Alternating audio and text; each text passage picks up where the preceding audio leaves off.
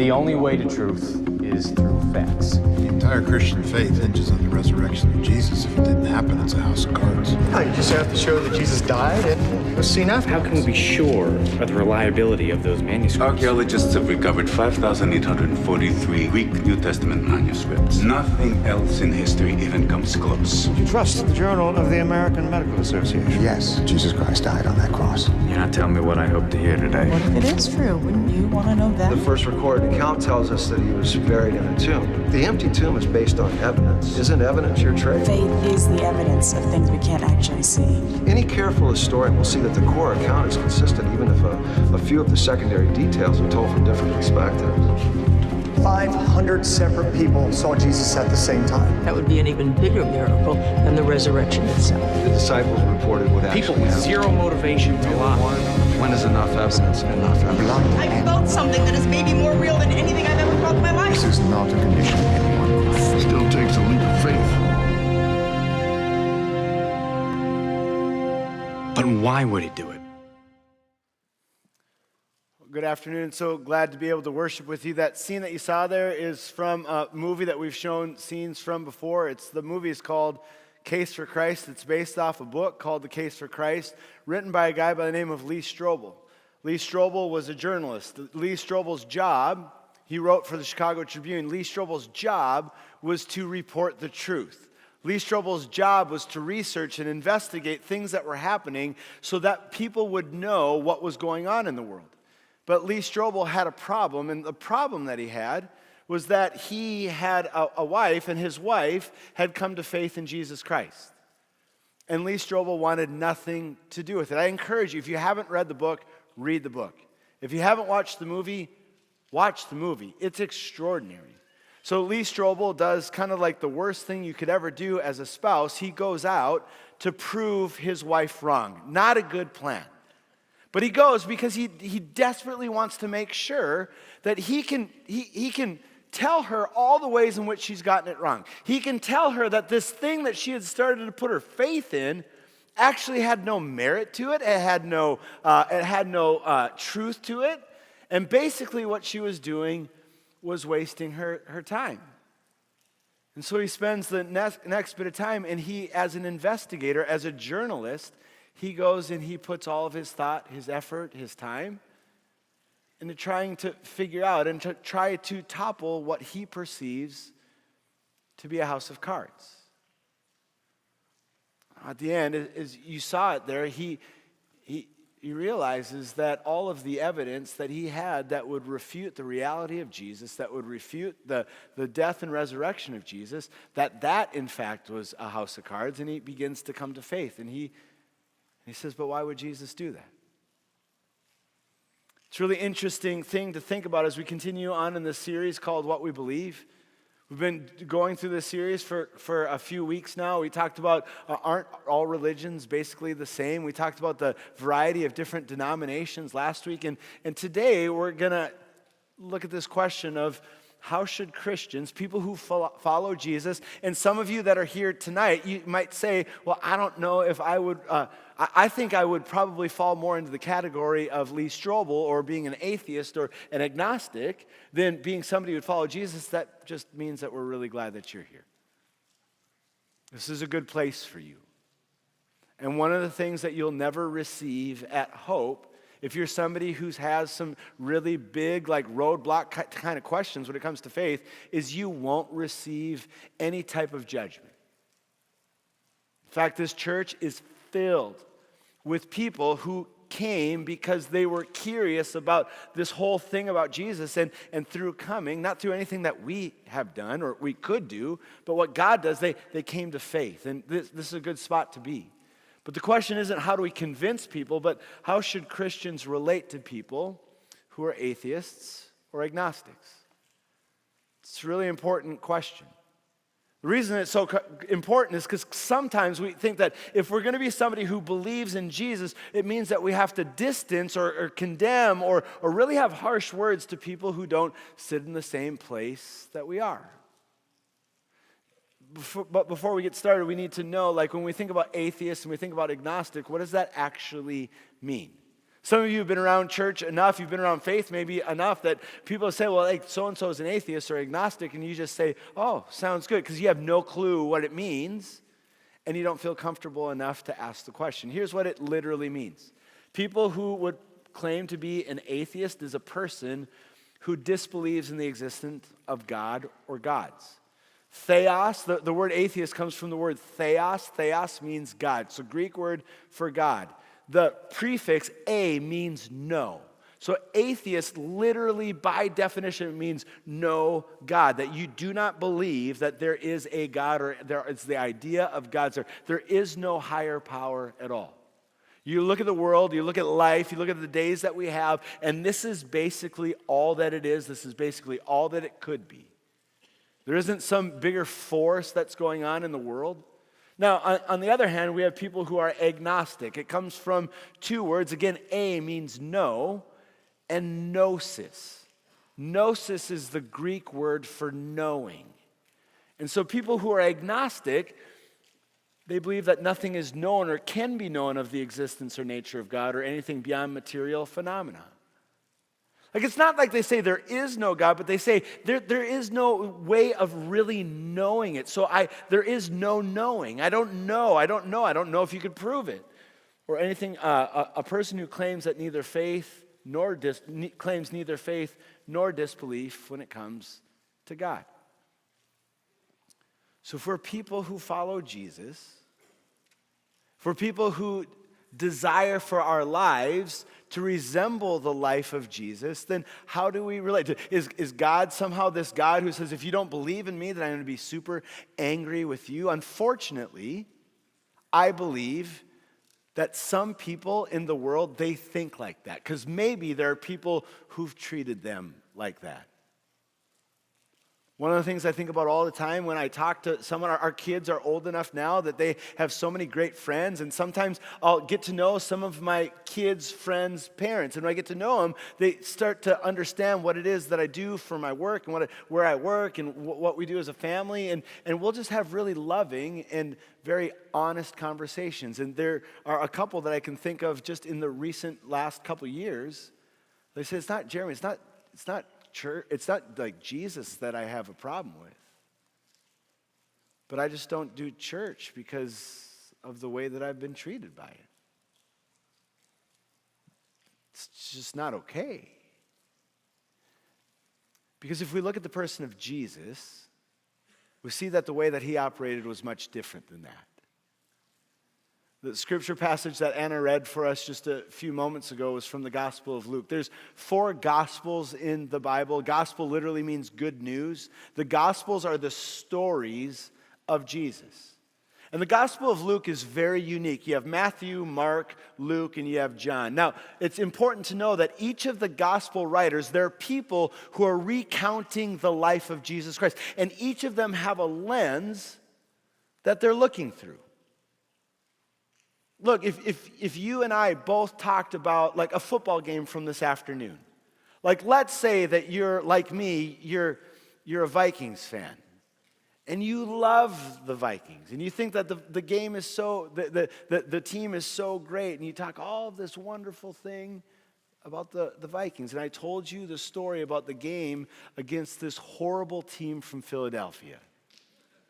And I could tell you all of the events of the game, and I could tell you all of the reason why all of the I don't actually believe this, but all the players that play for Philadelphia, for the Eagles, how horrible. Now, we could talk about the same exact plays, couldn't we?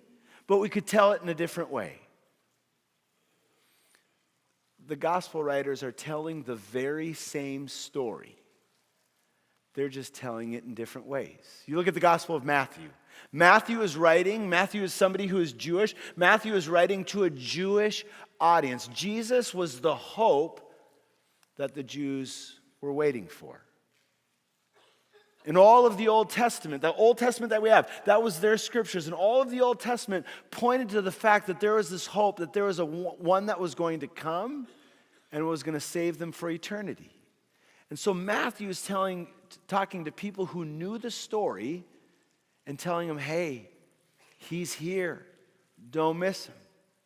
You get to the Gospel of Mark. Mark is the shortest gospel, and Mark doesn't tell you about Jesus. Mark shows you what Jesus does. If you read through the Gospel of Mark, you'll come across the word immediately over and over and over and over again.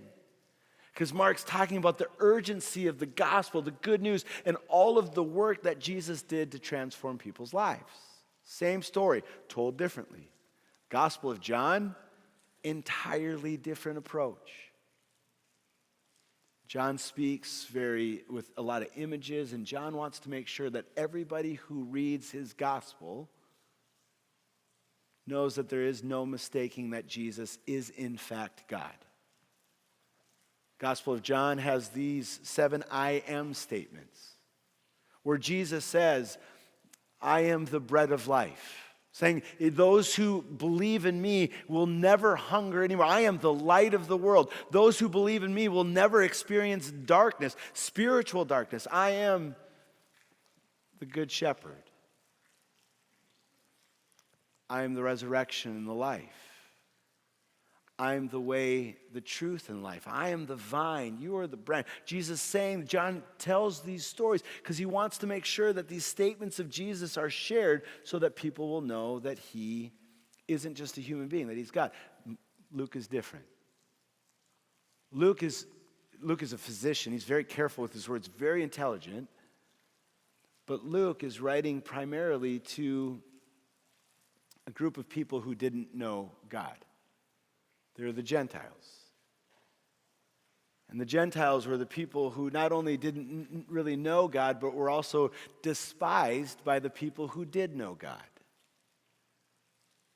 When you read the Gospel of Luke, you see that there's this really primary question alongside of everything that we come across, and the question is who is in and who's out? When it comes to faith, when it comes to following Jesus, when it comes to who's acceptable and who's worthy and who's worth time and love and effort. Like if you're drawing a circle and you were to put Jesus or God in the middle, like who gets to be involved in the circle that you would include on who's acceptable or unacceptable? That's why in the Gospel of Luke we come across the 3 stories in the center of his gospel. And all of these stories that we come across are going to lead us to the story of Zacchaeus. It's in Luke 15 that Jesus talks about the shepherd who had 100 sheep. And just one of them goes missing. And Jesus says this really good shepherd can't imagine losing one of his sheep. So he would leave the 99 in pursuit of the one who was lost. So there's a woman who has 10 coins and she misplaces one of them. I mean, that's 1/10 of everything that she owns.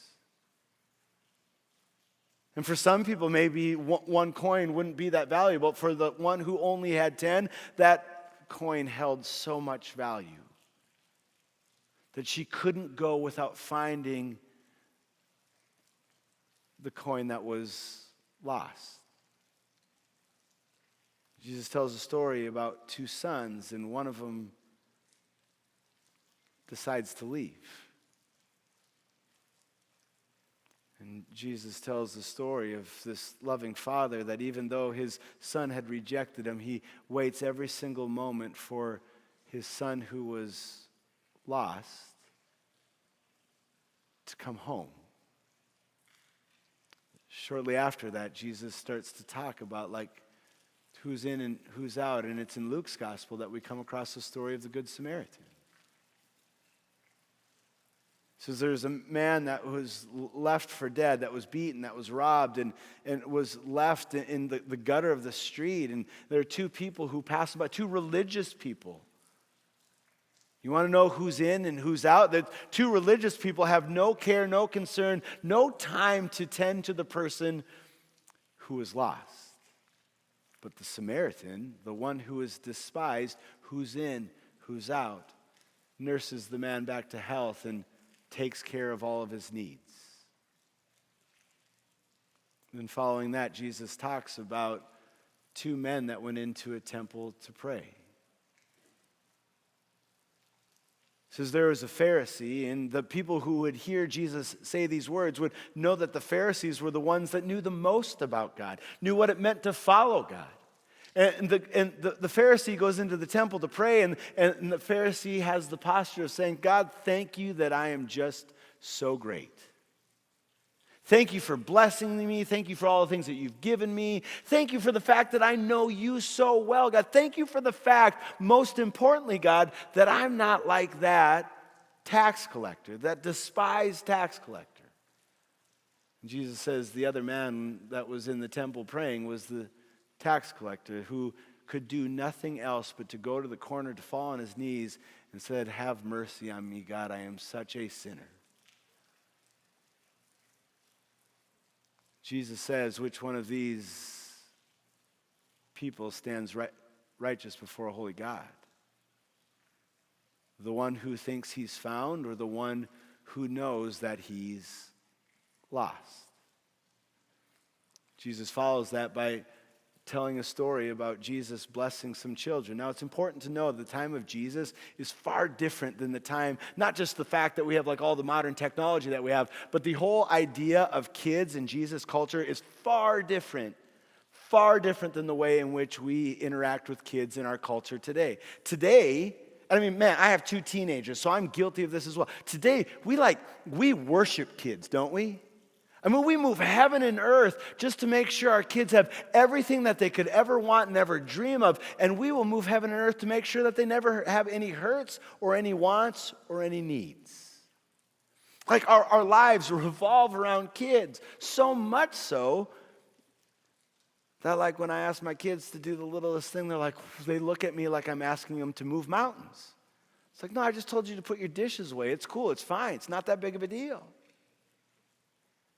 In Jesus' culture, children had no value. And I know that that sounds like almost offensive, but children didn't have any value until they could contribute to the family. Until they had something that they could offer. And Jesus sees a group of children, and he goes and he blesses them. In other Gospels, we hear the story that Jesus says, unless you become like these children, you'll miss the whole thing. The kingdom of heaven belongs to those who are like these children. And the ones who seem to be so unimportant, Jesus speaks of infinite value. And then there's a story about a man who had everything. He comes to Jesus. He says, what must I do to inherit the kingdom of God? And I read my Bible. I know the 10 Commandments. Try to be a really good person. And Jesus says to this rich man, he says, well, sell everything that you have and come and follow me. It says the man is heartbroken. Now, Jesus isn't against wealth at all. But Jesus sees that this rich man has put his hope in something that's different than Jesus. He says your identity isn't going to be found in the things of this world. It's going to be found in following me. And then just before we meet Zacchaeus, Jesus is encountered by a man who is blind. He's a blind beggar, which kind of almost is synonymous at the time of Jesus. Time of Jesus, people who had any kind of ailment, it was thought that God had given that to them because of something that they had done wrong. It's in John's gospel that Jesus and his disciples, they come across a man who'd been born blind. And his disciples say to Jesus, whose sin was it that caused this man to be born blind? Like surely either he did something or his parents did something. And so people who were blind or had leprosy or had anything like that were thought to be so less than. And this man who could not see is brought in front of Jesus, and he begs Jesus to heal him. And Jesus sees the man, and who had said, Jesus, I believe that you can make me well. And Jesus says, it's your faith that's healed you. All of these stories, it's called the travel narratives in Luke's gospel. They all point us to the person of Zacchaeus. Now, I know we know the story of Zacchaeus. Zacchaeus was a wee little man. I'm not going to sing. If I did, you'd leave. But Zacchaeus was a wee little man was he. Climbed up in a sycamore tree because the Lord he wanted to see. And as the Savior came that way, he looked up in that tree and he said, Zacchaeus, come down. And I think sometimes we know the song and we know the story and we reduce it to something that's just made for kids. Like Zacchaeus is this cute story that really doesn't have any value or any merit or anything that would be transferable to real life. I want to invite you to look deeper. Luke is very careful about the things that he says and the details that he shares. And what we see in Zacchaeus is exactly how we relate to the world around us. How we relate to people who maybe others see as out, but God would see as in. You see, one of the first things that we come to know about Zacchaeus is his stature. That Zacchaeus was very small. But here's what I've always thought about Zacchaeus. Is I most definitely think Zacchaeus was small. If it wasn't so, would Luke have said that? But I think that Luke is saying something more. I think that Zacchaeus, a lot of people thought that he really had fallen short.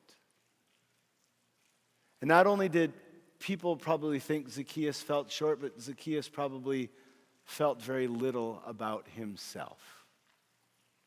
Have you ever felt that way? I think one of the biggest obstacles kind of sometimes for faith is the fact that we don't think that we're good enough for God to ever love us. Because we think so small of ourselves. And the reality is we all have shortcomings. We all do. Like, yes, Zacchaeus was the chief tax collector, and what that meant at the time of Jesus was that he made his money stealing from people's money. The Roman Empire would have people who were part of the community that they would employ and have them go and collect taxes. And tax collectors would make money by just adding a little percentage points on the top. Like if I owed you $10, the tax collector would come and say, no, you actually have to pay 12. Now Zacchaeus wasn't just a tax collector, he was a chief tax collector, meaning he had authority over all the other tax collectors in his area. So they had to add even more to the top in order to pay for Zacchaeus.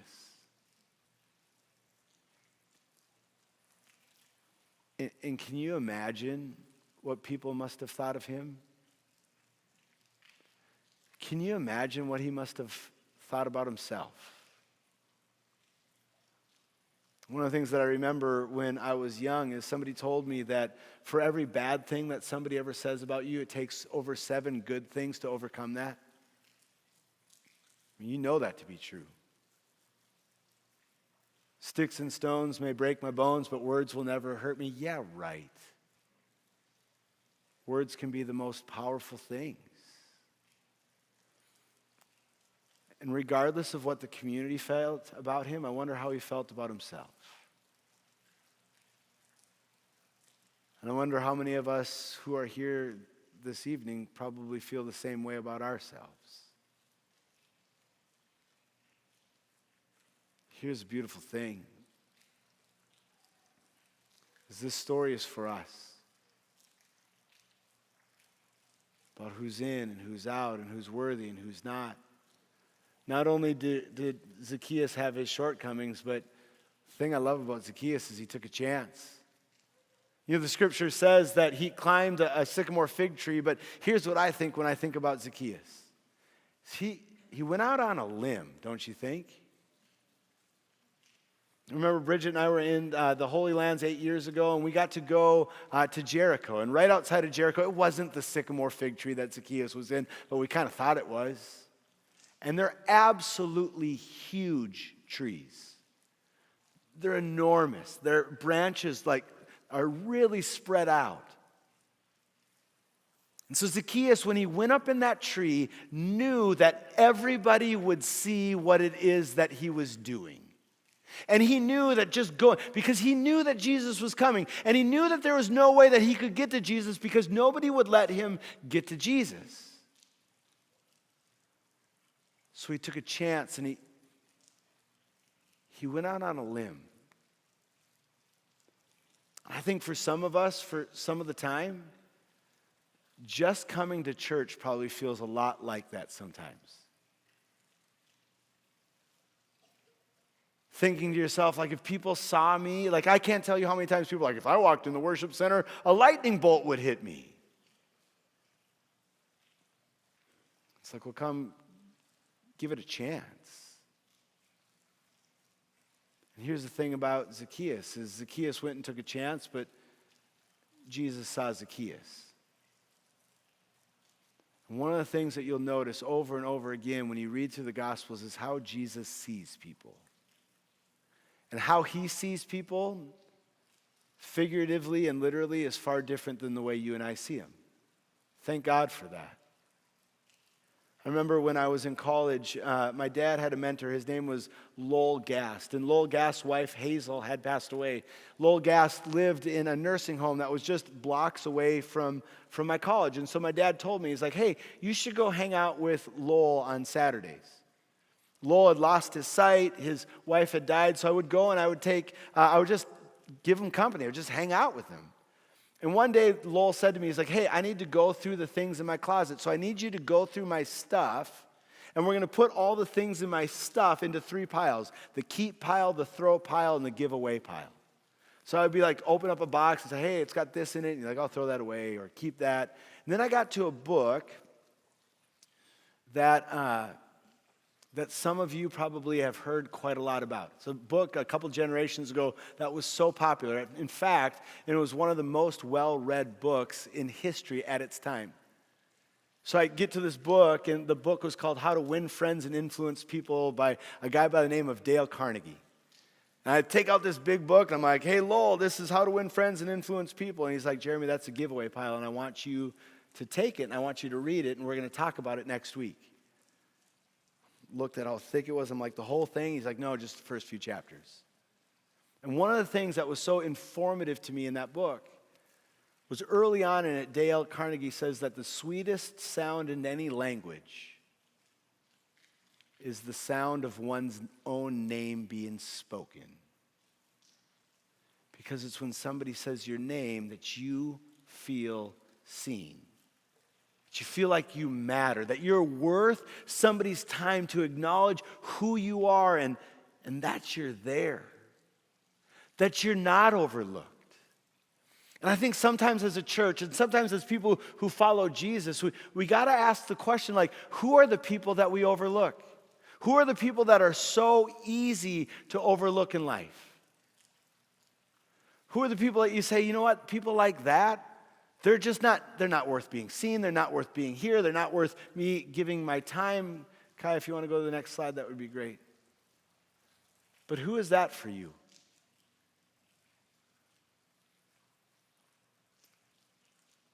And what would it look like if you started to see them? What would it look like if you started to see them the way that Jesus saw them? Didn't see them for whether or not they agreed with you, because like I've said before, since when did agreement equal love? We've done a horrible job with that lately. That if we don't agree on something, then we cannot be a part of the same thing. And so because people might think, believe, act, or look like us, we think maybe they're not as worthy as us. And there's a whole lot of people, research says, that are desperate for somebody to know them and to invite them. People are more spiritually curious than they've ever been before. Research says that of the group of people they call nuns or duns, people who are done with religion or identify as having no religion, that 7 out of 10 people that are in that category, they're agnostic, they're atheists, they don't believe, they've left the church, 70% of them would come to worship if somebody actually invited them, didn't overlook them. Like, I don't know if I should share my faith with that person. They're dying for you to share your faith in a loving way with them. Not only did Jesus see Zacchaeus, but he was present with him. He said, Zacchaeus, get out of that tree, because we got to spend time with one another. I'm going to come and become a guest in your home. Which for Jesus, for the culture of that time, literally meant that Jesus was going to tie himself to that which Zacchaeus was a part of. Didn't mean that Jesus agreed with what Zacchaeus was a part of, but Jesus was worth and thought Zacchaeus was worth his time, his presence, his energy. I think one of the biggest things that we do when we think about how do we relate to agnostics, atheists, people who don't believe, is to just get present with them. People want presence way more than they want to be convinced of anything. It's one of the reasons why we redid Cafe Hope. Did you see Cafe Hope? My goodness, that thing is legit. It looks so great. And we built it. We did it that way so that we could have a space that would be easy to invite people into. I mean, it wasn't even done last week, and I think half of our staff was working in Cafe Hope. People were just coming through the building, and they were sitting there like, is it okay that if I sit here? The West Des Moines Police Department, they were here doing some trainings, and they were using one of our rooms because we have a big building, and so if people want to use it, we'll give it to you. Like, we'll allow you to use it because we want to be present. There's a whole bunch of police officers that were in Cafe Hope, and they had their computers plugged in, the whole thing, and they're like, is this place open yet? And we're like, well, guess it is now. One of the coolest things is people will say, well, why would you ever build a cafe like Hope? That must have cost a lot of money. Because of what it does. Brings people together, and every penny of profit that we make in Cafe Hope goes directly to our local and global mission partners. If you look on the sign right to the right of Cafe Hope, you'll see that over $127,000 was given to missions last year through your coffees, your smoothies, your sweatshirts, your t-shirts. Because we feel like if you're going to go to Starbucks and spend $8 for a coffee, you'd maybe buy one for $6 here and also feed the poor while you're doing it.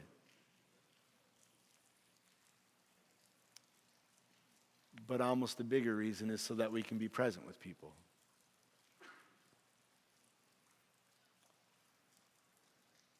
Because what we see is that that's one of the most important things you can do. Chances are, if you've gone through a difficult time in your life, which chances are you've had, and somebody came alongside of you in that really difficult time, I would imagine that you probably don't remember anything that they said, but you will never forget that they were there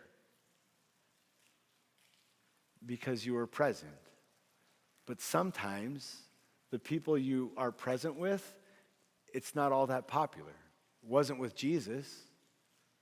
Sometimes letting the outside in isn't very popular. The people who had been following Jesus actually got mad at him. I mean, actually, they were displeased. They were grumbling. They said, why would he ever associate with somebody like that?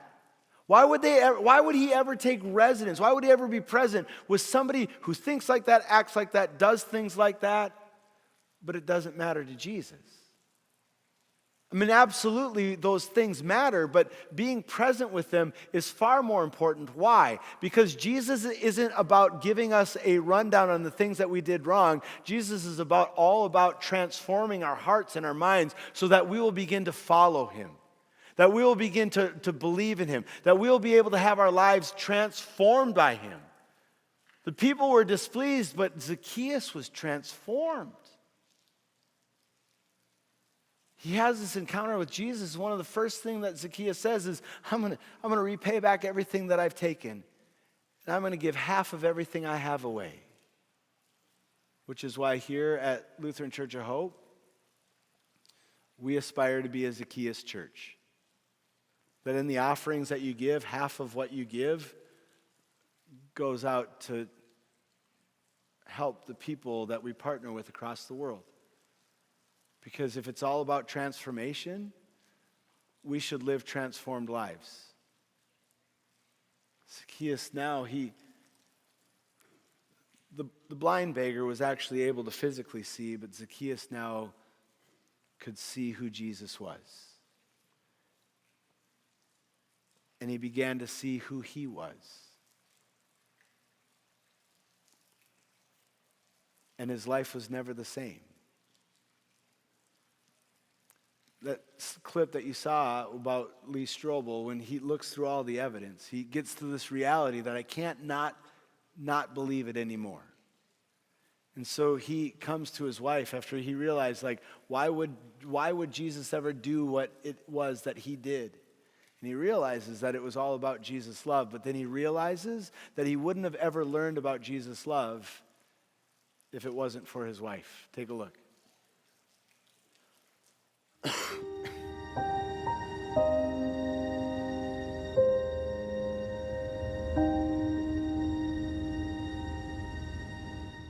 So I have not been completely honest with you over the last few months. That's a really scary way to start a conversation. Just hang with me here, okay? When you became a Christian, I freaked out. I mean, yeah, I was scared. And I felt like that I needed to save you. And so I decided to set out to prove this was all a big con. Your research? Yeah, I mean, look at this. This is all that stuff. That's why I've been so distracted. That's why I went to California. I just had to prove this whole thing wrong. But I couldn't. The evidence for your faith, it's more overwhelming than I could have ever imagined.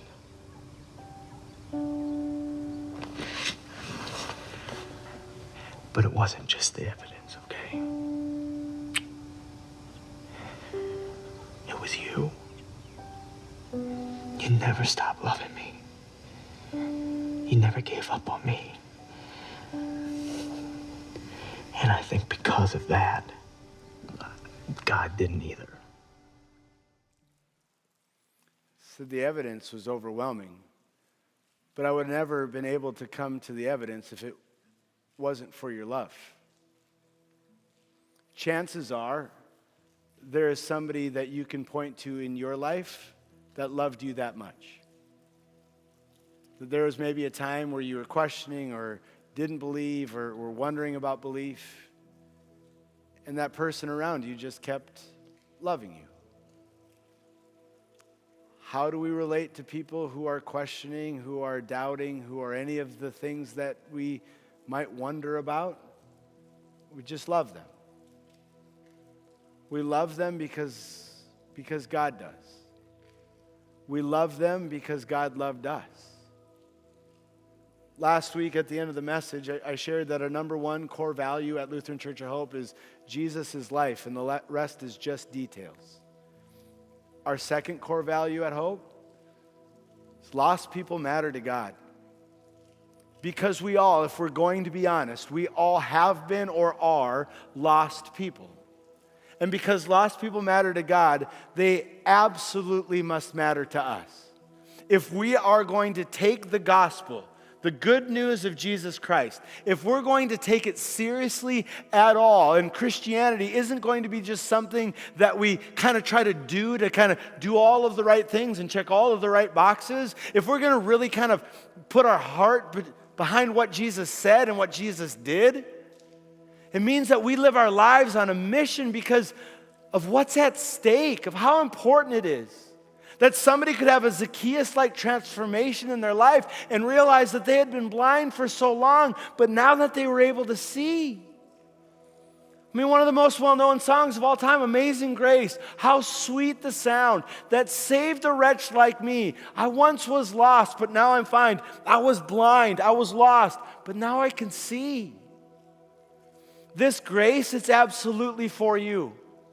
But this grace, it's for the world around you. This isn't just a story that we sing and we tell our kids because, hey, isn't it neat that they know a Bible story?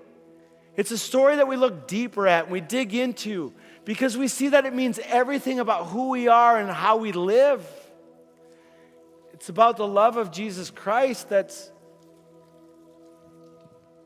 too great for any of us to understand fully. It doesn't make sense. It doesn't make sense.